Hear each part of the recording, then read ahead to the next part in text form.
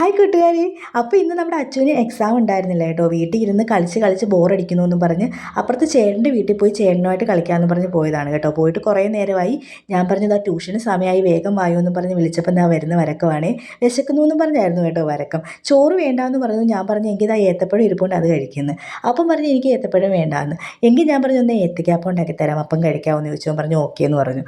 അപ്പം ഞാൻ ഇതാ ഏത്തയ്ക്കാപ്പം ഉണ്ടാക്കാൻ പോവുകയാണേ. കുറച്ച് മൈദ എടുത്തിട്ടുണ്ട്, കുറച്ച് മഞ്ഞൾപ്പൊടി, കുറച്ച് ഉപ്പ്, പിന്നെ പഞ്ചസാര. ഇത് എല്ലാം കൂടി ഒന്ന് കുറച്ച് വെള്ളം ഒഴിച്ചൊന്ന് മിക്സ് ചെയ്തെടുക്കാമേ. ഞാൻ സോഡാപ്പൊടി ചേർക്കാറില്ല കേട്ടോ. സോഡാപ്പൊടിയും കൂടി ചേർത്ത് കഴിഞ്ഞാൽ കുറച്ചും കൂടി നന്നായിട്ട് വലിപ്പത്തിലുള്ള ഏത്തയ്ക്കാപ്പം കിട്ടും. ഇതും എല്ലാം കൂടി ഒന്ന് മിക്സ് ചെയ്ത ശേഷം നമുക്കിതിനകത്തേക്ക് ഏത്തയ്ക്ക ഒന്നോ രണ്ടോ കഷ്ണങ്ങളാക്കാം. ഒരു ഏത്തയ്ക്ക ഞാൻ 2 കഷ്ണങ്ങളാക്കിയാണ് ഇതിനകത്തേക്ക് ഇടുന്നത്. ഇനി ഒരു പാത്രത്തേക്ക് നമുക്ക് കുറച്ച് എണ്ണ ഒഴിച്ച് നന്നായിട്ട് ചൂടാക്കി എടുക്കാമേ. എന്നിട്ട് അതിലേക്ക് നമുക്കിത് ഓരോ കഷ്ണങ്ങൾ നന്നായിട്ട് മാവിൽ നന്നായിട്ട് മുക്കി അതിനകത്തേക്കിട്ട് പൊരിച്ചെടുക്കാം. ചെറിയ തീയിലിട്ട് ഇങ്ങനെ മുരിച്ചെടുക്കുന്നതാണ് കേട്ടോ നല്ല ടേസ്റ്റ്. അപ്പോൾ ഈ ഉള്ളിലെ ഏത്തക്കയൊക്കെ നന്നായിട്ട് വേവും. നല്ല പഴുത്ത ഏത്തക്കയാണെങ്കിൽ അടിപൊളിയായിരിക്കും, നല്ല മധുരം ഉണ്ടായിരിക്കും. മധുരം കുറവാണെങ്കിലും അതാണ് നമ്മൾ കുറച്ച് പഞ്ചസാര ചേർക്കുന്നത് കേട്ടോ. അപ്പോൾ ഏത്തക്കാപ്പത്തിന് നല്ല മധുരം ഉണ്ടായിരിക്കും. അതാണ് പണ്ട് എനിക്കറിയില്ലായിരുന്നു ഏത്തക്കാപ്പത്തിന് ഇത്രയും മധുരം ഉണ്ടാകുന്നത് എങ്ങനെയാണ്. ഞാൻ വിചാരിക്കുന്നത് ഏത്തക്കയുടെ മധുരമായിരിക്കുമെന്ന്. പിന്നെയാണ് എനിക്ക് മനസ്സിലായത് ഏത്തക്കയുടേതല്ല, നമ്മൾ അതിനകത്തിരുന്ന പഞ്ചസാരയുടെ മധുരമാണെന്ന്. അങ്ങനെ ഞാൻ ഇപ്പം ഏത്തക്കാപ്പം ഉണ്ടാക്കുമ്പോൾ കുറച്ച് പഞ്ചസാരയും കൂടി ഇടാറുണ്ട് കേട്ടോ. അങ്ങനെ 2 സൈഡും മറിച്ചും തിരിച്ചു വിട്ട് നന്നായിട്ട് മുരിച്ചെടുക്കുക. മുരിച്ചെടുത്ത ശേഷം നമുക്കിതൊരു പാത്രത്തിലേക്ക് മാറ്റാവുന്നതാണ്.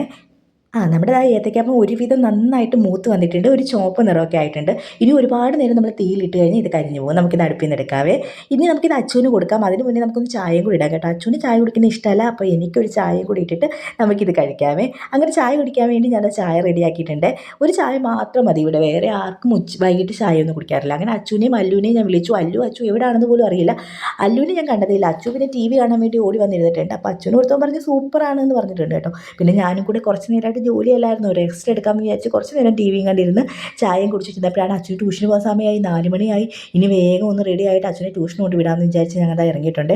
അല്ലുവിനെയും കൂടെ വേണം കൊണ്ടുപോകാൻ. അവളെ നോക്കാൻ ആരും ഇല്ലാത്തതുകൊണ്ട് അവളെയും കൂടി കൊണ്ടുപോകാമെന്ന് വിചാരിച്ച് ഞങ്ങളിതാ ട്യൂഷന് പോകാൻ ഇറങ്ങിയിട്ടുണ്ട്. ഇനി അച്ഛന് 2 എക്സാം കൂടി ഉണ്ട്. അതും കൂടെ കഴിഞ്ഞ് കഴിഞ്ഞാൽ പിന്നെ ക്രിസ്മസ് വെക്കേഷൻ ആയല്ലോ.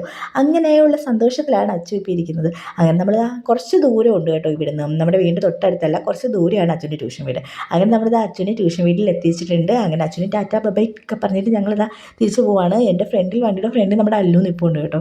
അങ്ങനെ ഞങ്ങൾ 2 പേരും കൂടി തിരിച്ചു പോവുകയാണ്.